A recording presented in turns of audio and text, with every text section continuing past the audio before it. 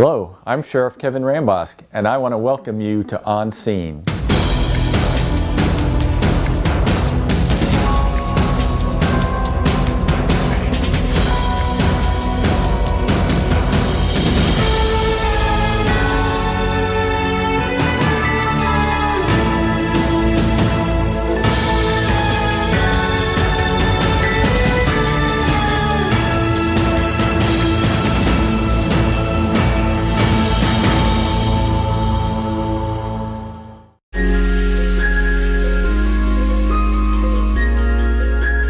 On February 14, 1978, Collier County Sheriff's Office took the first 911 call in Collier County. We're happy now to be marking the 40th anniversary of the 911 system. In the early days, there were 1 to 2 dispatchers, depending on the time of day, sitting at a desk with a large radio microphone and a rotary telephone. Today, we have an enhanced 911 system with features such as maps to help us locate wireless callers, software to provide emergency medical dispatch instructions to those in need, and the ability to receive text messages to 911. All of this allowing us to provide the best 911 system to our community. I think you need to be able to take charge of a situation, even if it's uncomfortable, even if it hits home, you've had a situation similar, things like that. You need to make sure that you're in charge because you are the person that is sending the help or getting the information so that the officers can go and help. That's very important.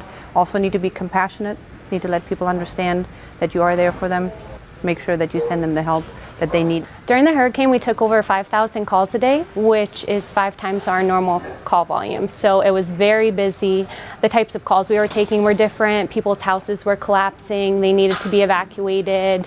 On a normal day, we do take a lot of medical calls and public assist calls, but this was completely different than our average call volume. So we had a 911 call come in, and with 911 calls you get coordinates, so I kept updating, trying to get a better location. In this scenario, the caller wasn't answering me, so it was an open, silent line. We're trained to ask, if you can hear this, press the button. The caller responded, she did exactly that. I was able to figure out, using the coordinates, that she was inside an apartment complex. I had her type in her unit number, her phone number. We did a quick unit history on that address, so I was able to find out her name, and I had her verify. I was asking very straightforward questions, press 1 for yes, 2 for no. We ended up finding out that she was having a medical emergency and she wasn't able to talk due to her pregnancy. And thankfully, we were able to dispatch fire and EMS and have them stand by until that deputy could make sure that she was safe and the scene was secure for fire and EMS to go in. So she got the help we needed. Computer-aided dispatch makes the call for us run smoother of getting the address, and it gives us kind of a format that we can follow so we're not jumping all over the place. And we're getting into the text 911, which we don't get often, but when we do, it's very helpful. Even the technology when it comes to the language line services, if someone speaks a different language, being able to connect with an interpreter quickly makes the job so much easier. One thing that I like is knowing that I made a difference that day. Someone that called either with a domestic dispute or a drug problem or a child missing, I was the person that they spoke with and I did the best that I can to help them.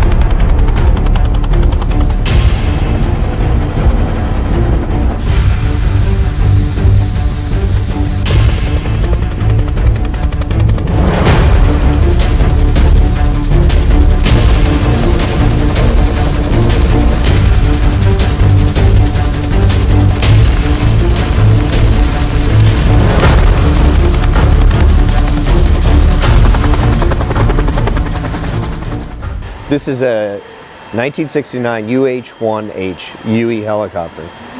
It's a Bell product, and what we're going to use the helicopter for is basically rescue. We also are going to be doing hoist work, fire suppression, We have a what they call a Bambi bucket, which drops a large amount of water on fires. Once we see a fire, the fire department has a brush fire that's going, we can have our bucket there within minutes and start putting water on the fire to get it until they can get other units in there to help to fight it. Well, in the past, we'd use our smaller helicopter to go out there and find an individual or a family that was lost, and then we'd have to guide either our ag deputies or marine unit in there to find them, which could take, 2 to 3 hours, sometimes longer, depending where they were located. And now we'll be able to fly our helicopter there and hoist them out in less time than we would before. And we won't have to use all those other assets or tie those other assets up. The pilots will go through transition training, and in addition to that, we have rescue specialists and system operators who will be running the hoist and going down the hoist line in order to help the victim. We're going to be flying a 2-pilot crew with a systems operator or crew chief. In addition to that, when we're doing bucket work, we're going to have another person on there spotting where the water needs to go for the fire department. When we're doing rescue operations where we have to hoist someone, it again will be 2 pilots, a crew chief, and some rescue specialists. So the helicopter itself, we can probably hold 6 to 7 people in the back with the 2 pilots.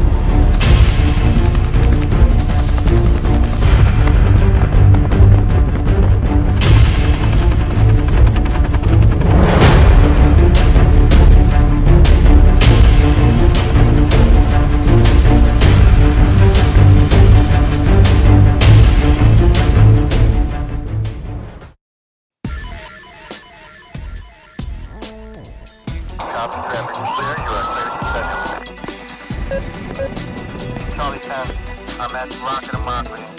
There's still 1 person in the water. Number 1, Charlie 10, he's in custody. Naples, all units, 10-8-10-33 traffic.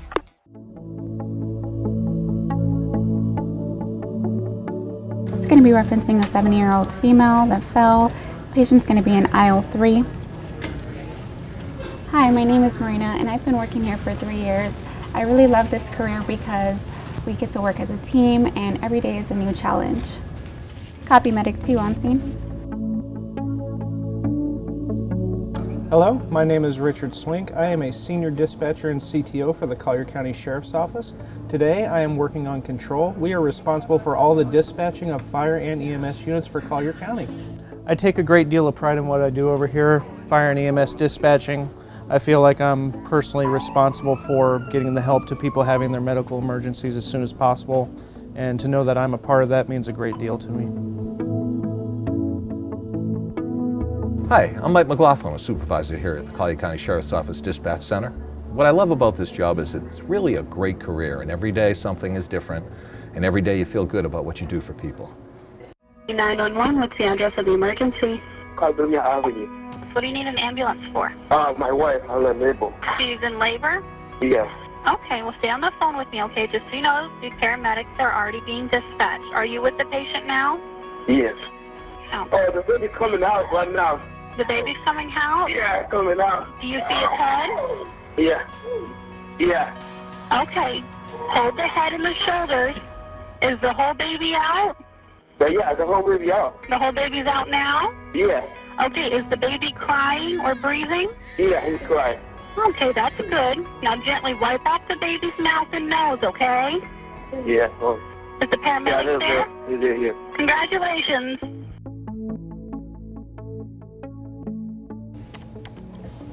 Hey, my name's Laura. I've been with the Collier County Sheriff's Office for 2 years now, and I really like my job because it's challenging, it's something new every day, and I work with a lot of great people. My name's Tamla Parker. I've been working here for 18 years. I really enjoy my job. I like what I do. It's very fulfilling, and I like helping people. Collier County 911, what's the address to your emergency? You advise your son is missing? When was the last time you seen him? You advise you last saw him at the wooded area by your house? Caller advised that her son walked into the wooded area behind their house. He has not been seen for several hours. The victim gets easily confused and may be lost in the wooded area.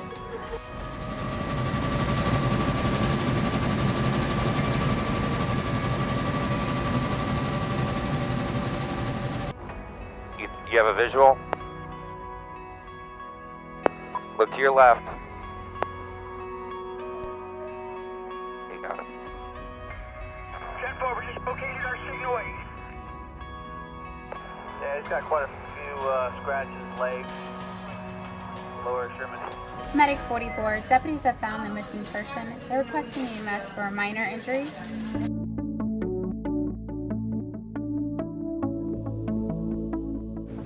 Hi, I'm Brian, and I've been here for 2.5 years, and what part I like about my job is that I get to help the deputies stay safe, and the excitement that goes on behind the scenes what we do here.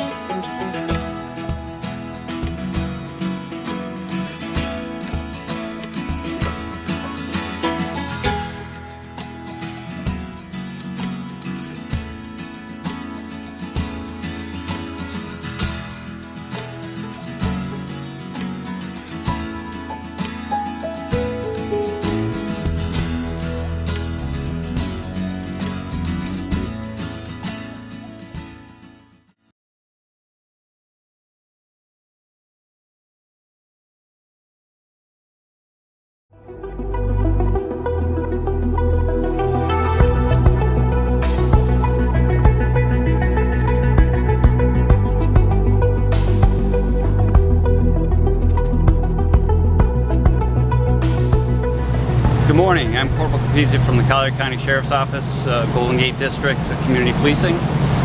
We're out here today with Collier County Code Enforcement and Keep Collier Beautiful, and we're looking at violations on Salt Alley. And what we've found is there are tires, there's used oil that's been left out here. We do have some unregistered vehicles and trash and debris. So basically what we want to do is get with these businesses and let them know what they have out here so they can clean it up.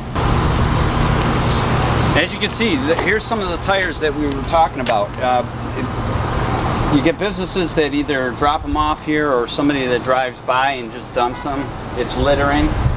It ends up being the business's responsibility to pick them up and clean them up, and all we're looking for is voluntary compliance and to get this stuff cleaned up, make this alleyway look good.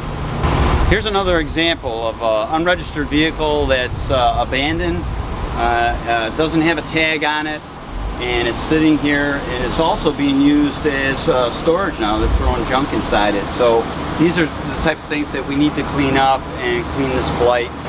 You can keep Collier County beautiful by disposing your trash, such as tires, to your local recyclable centers.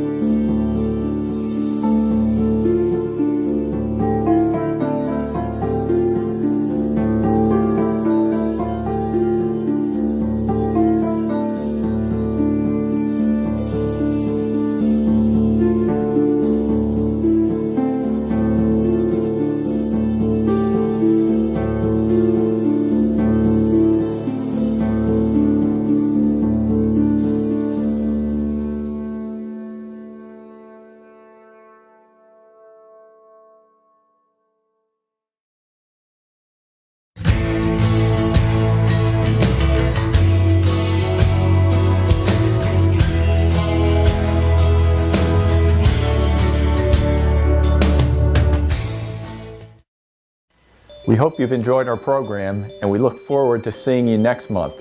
Thank you for being our partner for a safe community.